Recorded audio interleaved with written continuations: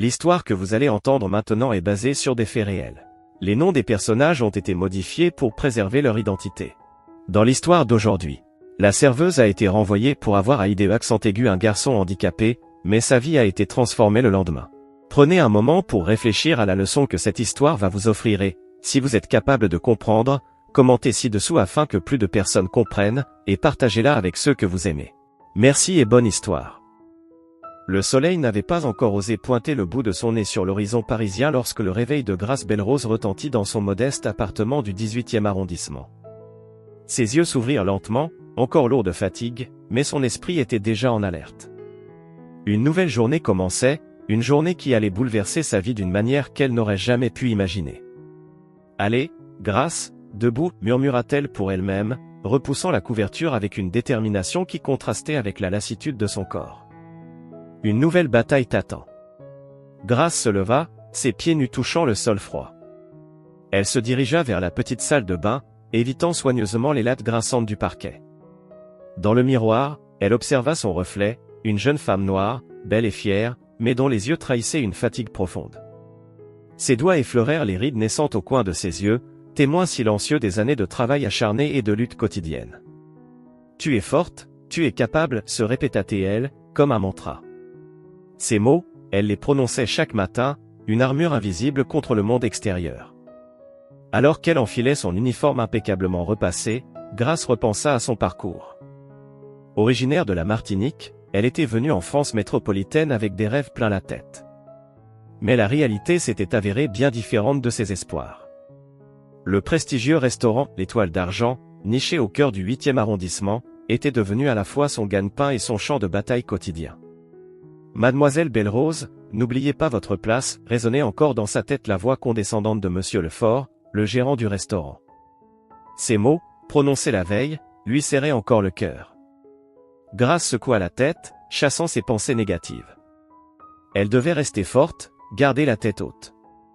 Après tout, c'était sa compétence et son travail acharné qui l'avaient amenée jusqu'ici, et non la faveur de quiconque.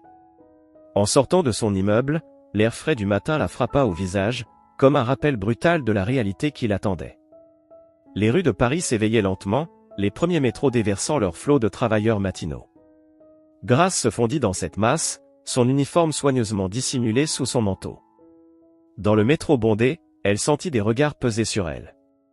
Certains curieux, d'autres indifférents, quelques-uns hostiles. Elle les ignora tous, concentrée sur la journée à venir. Mais une conversation à voix basse attira son attention. « Tu as vu ?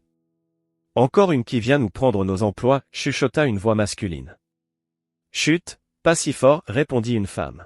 « On ne peut plus rien dire de nos jours. » Grace serra les poings, ravalant la colère qui montait en elle. Ce n'était pas le moment, pas l'endroit. Elle devait garder son calme, ne pas leur donner raison. Arrivée à la station Concorde, Grace émergea du métro, le cœur battant. L'Étoile d'Argent n'était qu'à quelques pas. Alors qu'elle approchait du restaurant, elle aperçut Monsieur Lefort qui fumait nerveusement devant l'entrée. Leurs regards se croisèrent, et Grace sentit un frisson lui parcourir l'échine. « Ah, Mademoiselle Belrose » l'interpella-t-il d'une voix faussement joviale. « J'espère que vous êtes en forme aujourd'hui. Nous avons une réservation très importante ce midi. » Grace hocha la tête, forçant un sourire sur son visage. « Bien sûr, monsieur. Comme toujours, je donnerai le meilleur de moi-même. »« J'y compte bien, » répondit-il, son ton devenant soudainement plus froid. « N'oubliez pas, la moindre erreur pourrait avoir des conséquences fâcheuses. » Ces mots résonnèrent comme une menace à peine voilée. Grace sentit son cœur se serrer, mais garda son calme extérieur. Elle passa devant lui, la tête haute, et entra dans le restaurant. L'atmosphère à l'intérieur était électrique. Les cuisiniers s'affairaient déjà, les odeurs alléchantes se mêlant à la tension palpable.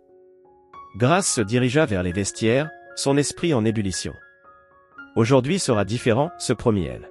« Aujourd'hui, je vais montrer ma vraie valeur. » Peu savait-elle que ce jour allait effectivement être différent, mais pas de la manière qu'elle imaginait. Une série d'événements allait se mettre en marche, des événements qui allaient non seulement changer sa vie, mais aussi ébranler les fondations même de l'Étoile d'Argent. Alors que Grace ajustait une dernière fois son uniforme, Elle ne pouvait pas savoir que derrière les portes de la cuisine, le destin préparait déjà son entrée en scène.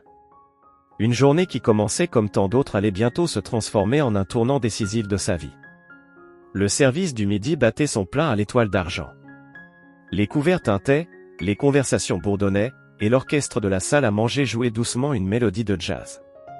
Grace Belrose naviguait habilement entre les tables, son plateau chargé de mets délicats et de bouteilles de vin coûteuses. Soudain, la porte d'entrée s'ouvrit, laissant entrer une bourrasque d'air frais et deux nouveaux clients, une femme élégante aux cheveux blonds coiffés en chignon serré, et un jeune garçon d'environ 10 ans. Grace remarqua immédiatement que l'enfant semblait mal à l'aise, ses yeux scrutant nerveusement la salle bondée. « Bonjour, madame, monsieur » les accueillit le maître d'hôtel, monsieur Dubois. « Avez-vous une réservation ?»« Oui » répondit la femme d'une voix tendue. « Au nom de Clémence Fontaine. » Grace observa la scène du coin de l'œil tout en servant ses clients. Elle vit monsieur Dubois conduire madame Fontaine et son fils à une table au centre de la salle. Le garçon, visiblement anxieux, s'accrochait à la main de sa mère. « Théo, mon chéri, entendit Grace alors qu'elle passait près de leur table, essaie de te détendre. C'est un endroit magnifique, n'est-ce pas ?» Le garçon, Théo, hocha la tête sans conviction, ses yeux toujours en alerte. Grace sentit son cœur se serrer. Elle reconnaissait les signes d'un enfant aux besoins spéciaux, probablement atteint d'autisme ou d'un trouble similaire. Les minutes passèrent, et l'agitation dans la salle semblait augmenter. Grace remarqua que Théo devenait de plus en plus agité. Ses mains commençaient à trembler, et il se balançait légèrement d'avant en arrière sur sa chaise. « Madame, chuchota Grace en s'approchant de leur table, puis-je vous suggérer une table plus calme près de la fenêtre? Ce serait peut-être plus confortable pour votre fils. » Clémence Fontaine la regarda avec surprise, puis gratitude. « Oui, s'il vous plaît. Ce serait très aimable. » Mais avant qu'elle ne puisse bouger, un bruit de verre brisé retentit à l'autre bout de la salle. C'était la goutte d'eau qui fit déborder le vase pour Théo. Il poussa un cri aigu, se couvrant les oreilles de ses mains. « Théo, mon cœur, calme-toi, supplia madame Fontaine, mais c'était trop tard. » Théo était en pleine crise. Sans hésiter, Grace posa son plateau et s'agenouilla près de l'enfant. « Théo, dit-elle d'une voix douce mais ferme, regarde-moi. Tout va bien. Concentre-toi sur ma voix. » Elle commença à fredonner doucement une berceuse créole que sa grand-mère lui chantait quand elle était petite. Peu à peu, Théo sembla se calmer, ses yeux fixés sur Grace. « C'est bien, mon grand, encouragea-t-elle. Respire avec moi. Doucement. » Les clients autour d'eux commençaient à murmurer, certains avec sympathie, d'autres avec agacement. Grace les ignora, concentrée uniquement sur Théo. « Que se passe-t-il ici ?» La voix tranchante de Monsieur Lefort brisa le moment. Il se tenait là, les bras croisés, le visage rouge de colère. « Mademoiselle Belrose, que faites-vous » Grace se redressa, faisant face à son patron. « Monsieur, j'aidais simplement ce jeune client en détresse. » Votre travail est de servir, pas de faire du babysitting, siffla-t-il. Retournez immédiatement à vos tables.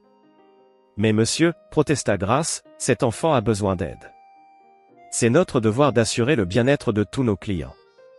Madame Fontaine intervint. Votre employée a été d'une grande aide. Sans elle, la situation aurait pu être bien pire. Mais monsieur Lefort ne voulait rien entendre. Mademoiselle Belrose, dans mon bureau. Maintenant. Le cœur battant, Grace suivit son patron, sentant tous les regards braqués sur elle. Dans le bureau, monsieur Lefort explosa. C'est la goutte d'eau qui fait déborder le vase, Belrose. Votre comportement est inacceptable. Vous perturbez le service, vous embarrassez nos clients. C'en est fini. Mais monsieur, tenta Grace, j'ai simplement agi avec compassion. N'est-ce pas ce que nous devrions tous faire ? La compassion ne paie pas les factures, rugit-il. Vous êtes viré.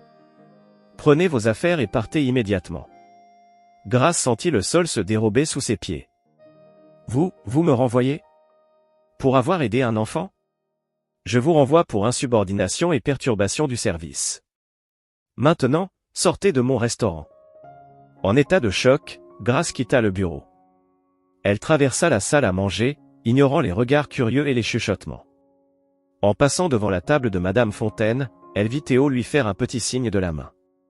Malgré sa détresse, elle lui sourit. Dans les vestiaires, Grace rassembla ses affaires, les larmes aux yeux mais la tête haute. Elle avait peut-être perdu son emploi, mais elle n'avait pas perdu son intégrité. En sortant de l'Étoile d'Argent pour la dernière fois, Grace ne pouvait pas savoir que cet incident, aussi douloureux soit-il, allait être le catalyseur d'un changement bien plus grand qu'elle n'aurait pu l'imaginer. Le destin avait d'autres plans pour Grace Belrose, des plans qui allaient bientôt se révéler de manière spectaculaire. Le soleil de l'après-midi baignait les rues parisiennes d'une lumière dorée, mais pour Grace Belrose, le monde semblait avoir perdu toutes ses couleurs. Elle errait sans but dans les rues du 8e arrondissement, son uniforme de l'Étoile d'Argent soigneusement plié dans son sac, comme un rappel douloureux de ce qui venait de se passer. « Comment ai-je pu en arriver là ?» se demandait-elle, les yeux brûlants de larmes contenues. Les événements de la matinée tournaient en boucle dans son esprit, un film cruel qu'elle ne pouvait arrêter. Soudain, une voix familière la tira de ses pensées. « Mademoiselle Belrose !» C'était Madame Fontaine, la mère de Théo, qui courait vers elle, son fils à ses côtés. « Madame Fontaine ?» Théo. Grace s'arrêta, surprise de les voir. « Nous vous cherchions, » expliqua Madame Fontaine, essoufflée. « Ce qui s'est passé au restaurant, c'est inadmissible. Vous ne pouvez pas laisser faire ça. » Grace secoua la tête, un sourire triste aux lèvres. « C'est gentil à vous, mais que puis-je faire ? » Monsieur Lefort a été très clair. « Je suis viré. »« Non » s'exclama Théo, prenant la main de Grace. « Vous êtes gentille. Vous m'avez aidé. Ils ne peuvent pas vous renvoyer pour ça. » Le cœur de Grace se serra devant la sincérité de l'enfant. « Merci, Théo. Mais parfois, la vie n'est pas juste. » Justement, intervint Madame Fontaine, c'est pour ça que nous devons agir. J'ai contacté la presse. Un journaliste veut vous rencontrer pour raconter votre histoire. Grace hésita. Je ne sais pas. Je ne veux pas causer plus de problèmes.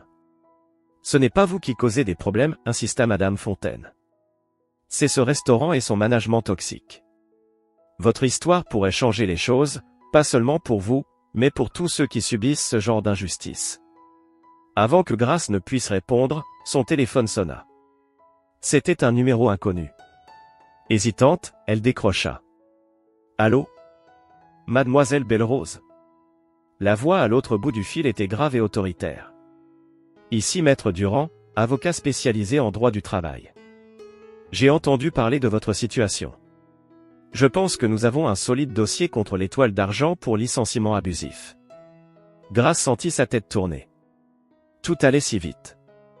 Je ne suis pas sûr de comprendre. C'est simple, expliqua Maître Durand. Votre licenciement est non seulement injuste, mais probablement illégal. Nous pouvons porter l'affaire devant les prud'hommes. Pendant ce temps, une petite foule s'était formée autour de Grace, Madame Fontaine et Théo. Des passants, ayant reconnu Grace de la scène au restaurant, s'étaient arrêtés pour écouter. Vous devez vous battre, encouragea une femme dans la foule. Oui, ne les laissez pas s'en tirer comme ça, renchérit un homme. Grace regarda autour d'elle, submergée par le soutien inattendu. Elle prit une profonde inspiration et parla dans le téléphone.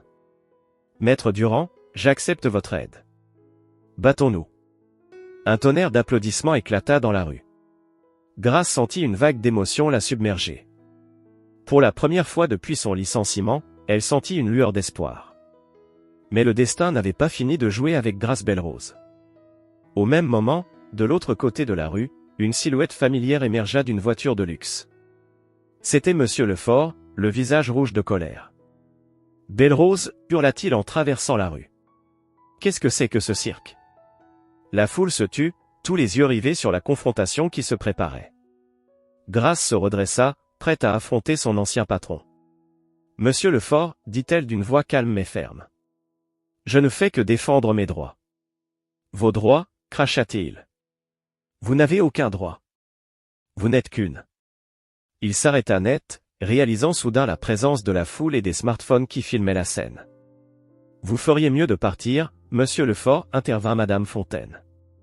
Vous vous êtes déjà suffisamment ridiculisé aujourd'hui. » Monsieur Lefort regarda autour de lui, réalisant soudain la situation dans laquelle il se trouvait. Son visage passa du rouge à un blanc livide. « Ce n'est pas fini, Belrose, murmura-t-il avant de faire demi-tour et de s'engouffrer dans sa voiture. Alors que la voiture de Monsieur Lefort disparaissait au coin de la rue, Grace sentit une main se glisser dans la sienne. C'était Théo. « Vous avez été courageuse, dit-il avec un grand sourire. » Grace lui rendit son sourire, sentant une nouvelle détermination grandir en elle. Ce n'était plus seulement son combat. C'était devenu quelque chose de plus grand, un combat pour la dignité et le respect de tous les travailleurs. « Ce n'est que le début, dit-elle, serrant la main de Théo. Nous allons changer les choses, ensemble. » Alors que le soleil commençait à se coucher sur Paris, Grace Belrose se tenait au centre d'un tourbillon d'événements qu'elle n'aurait jamais pu imaginer quelques heures plus tôt. Son licenciement, qui semblait être la fin de tout, s'avérait être le début d'une nouvelle aventure, une aventure qui allait non seulement changer sa vie, mais peut-être aussi changer le monde de la restauration parisienne. La nuit tombait sur la ville lumière, mais pour Grace, une nouvelle aube se levait. Une aube de justice, de courage et d'espoir. Et elle était prête à l'accueillir à bras ouverts. Les jours qui suivirent le licenciement de Grace Belrose furent un tourbillon d'émotions et d'activités frénétiques. L'effervescence initiale laissa place à une réalité plus dure et plus complexe. Assise dans son petit appartement du 18e arrondissement, Grace fixait son téléphone silencieux, attendant des nouvelles de Maître Durand. Le ciel de Paris, habituellement si lumineux, semblait s'être assombri, reflétant l'état d'esprit de Grace. Elle se leva et s'approcha de la fenêtre, observant les passants qui vaquaient à leurs occupations, inconscients du tumulte qui agitait son âme.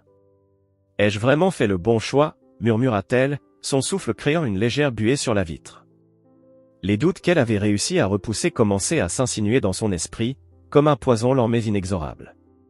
Le téléphone sonna soudain, faisant sursauter Grace. C'était sa mère, Joséphine, appelant de la Martinique. « Maman, » répondit Grace, sa voix trahissant son épuisement. « Ma chérie », la voix chaleureuse de Joséphine résonna à travers l'appareil. « Comment vas-tu ? J'ai vu les nouvelles. » Grace soupira profondément. « Je ne sais plus, maman. Tout est si compliqué. Peut-être que j'aurais dû simplement accepter mon licenciement et chercher un autre travail. » Grace Euphémie Belrose, la voix de Joséphine se fit plus ferme. « Je ne t'ai pas élevé pour que tu baisses les bras face à l'injustice. Tu as fait ce qui était juste, et je suis fier de toi. » Les larmes montèrent aux yeux de Grace. « Mais maman, et si je perdais tout ? Si je ne retrouvais plus jamais de travail dans la restauration ? » « Alors tu trouveras autre chose, » répondit Joséphine avec conviction. « Tu es forte, ma fille. Plus forte que tu ne le crois. N'oublie pas d'où tu viens. » Ces mots résonnèrent en Grace, ravivant des souvenirs de son enfance en Martinique. Les luttes de sa mère, travaillant dur pour élever seule ses enfants. Les histoires de son grand-père, qui avait combattu le racisme et l'injustice toute sa vie. Après avoir raccroché, Grace se sentit à la fois épuisée et revigorée. Elle s'assit à sa petite table de cuisine et sortit un carnet. Lentement, elle commença à écrire, déversant sur le papier toutes ses peurs, ses doutes, mais aussi ses espoirs. Les heures passèrent, la nuit tomba sur Paris. Grace écrivait toujours, comme possédée. Elle écrivait sur son enfance en Martinique, sur ses rêves de venir à Paris, sur la réalité parfois cruelle de la vie dans la capitale. Elle écrivait sur la discrimination subtile qu'elle avait subie à l'Étoile d'Argent, sur les regards condescendants, les remarques à peine voilées. Vers 3 heures du matin, épuisée mais l'esprit plus clair, Grace posa enfin son stylo. Elle relut ce qu'elle avait écrit, surprise par la force de ses propres mots. Ce n'était pas seulement son histoire, réalisa-t-elle. C'était l'histoire de tant d'autres comme elle. Un bruit de klaxon dans la rue la tira de ses réflexions. Elle se leva, s'étirant pour soulager ses muscles endoloris par des heures d'écriture. En se dirigeant vers la salle de bain, elle croisa son reflet dans le miroir et s'arrêta net. Le visage qui la regardait n'était plus celui de la jeune femme effrayée et perdue de la veille. Elle vit dans ses propres yeux une lueur de détermination, une force qu'elle ne se connaissait pas. « Je suis Grace Belrose », dit-elle à son reflet, sa voix gagnant en assurance à chaque mot. « Je suis la fille de Joséphine, la petite fille de Gabriel. Je suis forte. Je suis résiliente. Et je vais me battre. » Le soleil commençait à poindre à l'horizon, baignant l'appartement d'une douce lumière dorée. Grace ouvrit la fenêtre, laissant entrer l'air frais du matin. Pour la première fois depuis son licenciement, elle sentit un véritable espoir grandir en elle. Son téléphone vibra. Un message de Maître Durand, réunion importante cet après-midi. Soyez prête. Grace prit une profonde inspiration. Elle était prête. Prête à affronter ce que la journée lui réservait, prête à se battre non seulement pour elle-même, mais pour tous ceux qui, comme elle, avaient été victimes d'injustice. Elle se prépara rapidement, choisissant avec soin une tenue professionnelle. Alors qu'elle s'apprêtait à quitter son appartement, son regard tomba sur le carnet rempli de son écriture de la nuit. Une idée germa dans son esprit. Et si? Murmura-t-elle, un petit sourire aux lèvres. Grace glissa le carnet dans son sac. Elle ne savait pas encore comment, mais elle sentait que ces mots, nés de sa nuit de doute et d'introspection, allaient jouer un rôle crucial dans les jours à venir. En fermant la porte de son appartement, Grace Belrose laissait derrière elle non seulement une longue nuit de l'âme, mais aussi ses anciennes peurs et ses doutes. Elle marchait maintenant vers un avenir incertain, mais avec une détermination renouvelée et une force intérieure qu'elle ne soupçonnait pas. La bataille qui l'attendait serait difficile, elle le savait. Mais Grace était prête à la mener, non plus seulement pour elle-même, mais pour tous ceux qui, comme elle, rêvaient d'un monde plus juste et plus équitable. Le soleil de midi baignait les rues parisiennes d'une lumière éclatante lorsque Grace Belrose sortit du bureau de Maître Durand. L'entretien avait été intense, rempli de termes juridiques complexes et de stratégies de défense. Grace se sentait à la fois épuisée et galvanisée. Alors qu'elle marchait le long des Champs-Élysées, son téléphone vibra dans sa poche. C'était un message de Clémence Fontaine, la mère de Théo. « Grace, avez-vous vu les réseaux sociaux? Votre histoire est en train de devenir virale. » Intriguée et légèrement inquiète, Grace s'arrêta sur un banc et ouvrit son application Twitter. Ce qu'elle vit la laissa sans voix. Le hashtag Justice pour Grace était en tête des tendances françaises. Des milliers de tweets racontaient son histoire, partageaient des vidéos de la confrontation avec Monsieur Lefort, et appelaient au boycott de l'Étoile d'Argent. Grace scrollait frénétiquement, son cœur battant la chamade. Elle vit des messages de soutien venant de tous les coins de la France, et même au-delà. Marie D, une serveuse virée pour avoir aidé un enfant autiste? C'est une honte. Dièse Justice pour Grace. Chef-Pierre, en tant que chef étoilé, je suis outré par le comportement de l'Étoile d'Argent. La compassion devrait être au cœur de notre métier. Dièse Justice pour Grace. Association Autisme, l'histoire de Grace Belrose montre l'importance de la sensibilisation à l'autisme dans tous les secteurs. Nous la soutenons pleinement. Dièse Justice pour Grace. Soudain, son téléphone sonna. C'était un numéro inconnu. Allô, répondit Grace, la voix tremblante. Mademoiselle Belrose? Ici Julien Marchand de France 2. Nous aimerions vous inviter sur notre plateau ce soir pour parler de votre expérience. Grace sentit sa tête tourner. Je ne sais pas quoi dire. Prenez votre temps, répondit le journaliste avec bienveillance. Mais sachez que votre histoire touche beaucoup de gens. Vous avez une opportunité unique de faire entendre votre voix. Après avoir raccroché, promettant de rappeler avec sa décision, Grace resta assise sur le banc, abasourdie. Son téléphone continuait de vibrer sans cesse, rempli de notifications, de messages de soutien, et même d'offres d'emploi de restaurants solidaires. Elle ouvrit Instagram et fut surprise de voir que son compte, auparavant suivi par une poignée d'amis, comptait maintenant des milliers d'abonnés. Des commentaires affluaient sous sa dernière photo, datant de plusieurs semaines. Lucie M, vous êtes une inspiration, Grace. Ne laissez pas tomber. Restaurant du cœur, nous serions honorés de vous avoir dans notre équipe. La compassion est notre première valeur. Association Droit Travail, votre cas pourrait faire jurisprudence. Continuez le combat. Submergée par l'émotion, Grace sentit des larmes couler sur ses joues. Elle qui s'était sentie si seule ces derniers jours réalisait maintenant qu'elle avait tout un pays derrière elle. Prenant une profonde inspiration, elle décida de faire quelque chose qu'elle n'avait jamais osé auparavant. Elle ouvrit l'appareil photo de son téléphone et commença à enregistrer une vidéo. Bonjour à tous. Je suis Grace Belrose. Je ne sais pas trop par où commencer. Il y a quelques jours, j'étais juste une serveuse essayant de faire son travail du mieux possible. Aujourd'hui, je me retrouve au cœur d'un débat national sur la discrimination, l'empathie et les droits des travailleurs.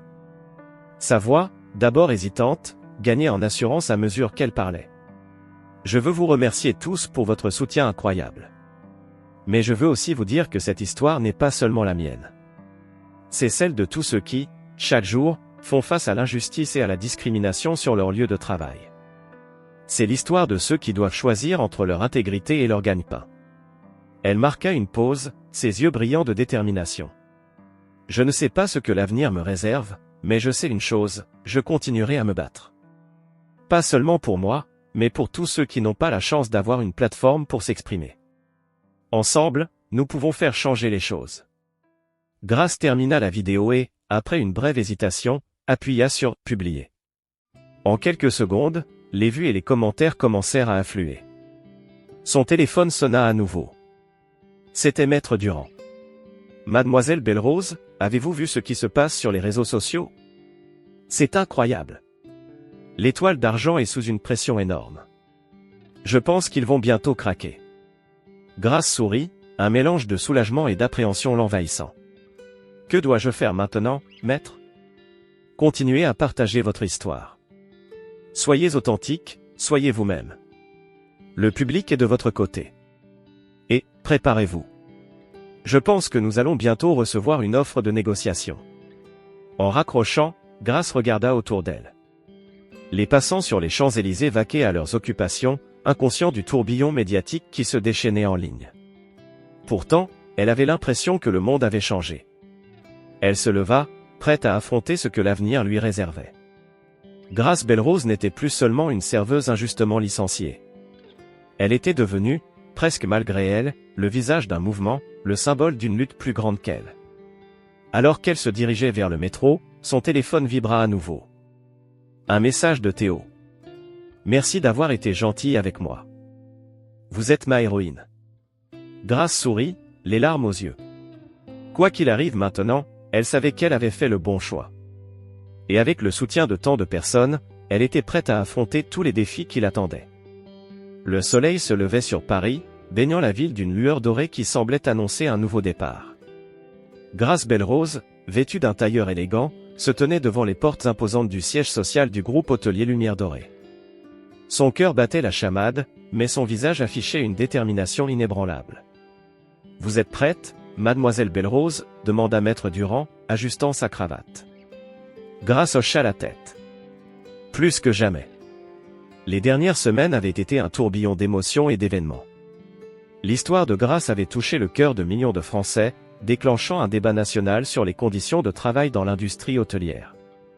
L'étoile d'argent, sous la pression médiatique et face à un boycott croissant, avait finalement cédé. Alors qu'ils entraient dans le hall majestueux, Grace aperçut son reflet dans un miroir. Elle ne reconnaissait presque plus la jeune femme timide qu'elle était il y a quelques semaines. L'adversité l'avait forgée, transformée. Dans la salle de conférence, une table en U les attendait. D'un côté, les représentants de l'étoile d'argent, Monsieur Lefort en tête, l'air défait. De l'autre, les dirigeants du groupe Lumière Dorée, dont le PDG, Madame Élise Deschamps, une femme à l'allure imposante et au regard perçant. Mademoiselle Belle-Rose salua Madame Deschamps en se levant pour l'accueillir. « C'est un honneur de vous rencontrer enfin. » Grace s'assit, consciente que tous les regards étaient braqués sur elle. La réunion commença, et rapidement, il devint clair que ce n'était pas une simple négociation pour une indemnisation. « Mademoiselle Belle-Rose, commença Madame Deschamps, votre histoire nous a profondément touchés. Elle a mis en lumière des problèmes systémiques dans notre industrie. Nous voulons faire plus que simplement réparer une injustice. Nous voulons initier un changement. » Grace écoutait, incrédule, alors que Madame Deschamps déroulait son plan. Le groupe Lumière Dorée ne voulait pas seulement réintégrer Grace, il voulait créer un nouveau poste pour elle, directrice de l'inclusion et de la formation. Nous voulons que vous supervisiez la mise en place d'un programme de formation pour tous nos employés, expliqua Madame Deschamps. Un programme qui mettra l'accent sur l'empathie, la diversité et l'inclusion. Votre expérience et votre perspective sont inestimables. Grace sentit les larmes lui monter aux yeux. C'était bien plus que tout ce qu'elle aurait pu imaginer. Elle regarda Maître Durand, qui hocha la tête avec un sourire encourageant. Je ne sais pas quoi dire, balbutia Grace. Dites oui, intervint une voix inattendue. C'était Monsieur Lefort. Tous les regards se tournèrent vers lui, surpris. Mademoiselle Belle-Rose, j'ai été aveugle et injuste. Votre action ce jour-là, que j'ai si mal interprétée, était en réalité l'exemple même de ce que notre industrie devrait représenter. J'ai beaucoup à apprendre, nous avons tous beaucoup à apprendre. Le silence qui suivit était chargé d'émotions. Grace prit une profonde inspiration et se leva. J'accepte, dit-elle d'une voix claire et assurée. Mais à une condition. Je veux que ce programme soit accessible à tous, pas seulement aux employés de Lumière Dorée. Je veux qu'il devienne un standard dans toute l'industrie hôtelière. Madame Deschamps sourit largement. C'est exactement ce que nous espérions entendre. Les heures suivantes furent consacrées à l'élaboration des détails du nouveau programme. Grace était au centre de tout, ses idées et sa vision façonnant l'avenir de toute une industrie. Alors que la réunion touchait à sa fin, Grace reçut un message. C'était une photo de Théo, tout sourire, tenant une pancarte qui disait « Ma super-héroïne à moi, c'est Grace ». Émue, Grace partagea la photo avec l'assemblée. « C'est pour des enfants comme Théo que nous devons faire ce changement, dit-elle. Pour que chacun se sente accueilli et respecté, peu importe ses différences. » En quittant le bâtiment ce soir-là, Grace se sentait transformée. Elle n'était plus seulement Grace Belrose, l'ex-serveuse injustement licenciée. Elle était maintenant Grace Belrose, pionnière du changement, voix de ceux qui n'en avaient pas. Les jours qui suivirent furent un tourbillon d'activités. Grace donna des interviews, participa à des conférences, et commença à élaborer le programme de formation. Son histoire continuait d'inspirer, déclenchant un mouvement de réforme dans toute l'industrie hôtelière. Un soir, alors qu'elle rentrait chez elle après une longue journée de travail, Grace s'arrêta sur le pont des Arts. Elle regarda la Seine couler doucement, les lumières de la ville se reflétant sur l'eau. Elle pensa à son parcours, aux défis qu'elle avait surmontés, aux vies qu'elle allait changer. Son téléphone vibra. C'était un message de sa mère, « Ma chérie, je suis si fière de toi. Tu as transformé une injustice en une opportunité de changer le monde. Continue de briller, mon étoile. » Grace sourit, les larmes aux yeux. Elle avait parcouru un long chemin depuis cette journée fatidique à l'étoile d'argent. Ce qui avait semblé être la fin de sa carrière s'était révélé être le début d'une aventure extraordinaire. Alors qu'elle reprenait sa marche, Grace sentit une détermination renouvelée l'envahir. Elle avait encore beaucoup à faire, beaucoup à changer. Mais pour la première fois de sa vie, elle se sentait vraiment à sa place, prête à affronter tous les défis qui l'attendaient. L'histoire de Grace Belrose, qui avait commencé dans les cuisines d'un restaurant chic, était devenue une saga d'espoir et de transformation. Et ce n'était que le début.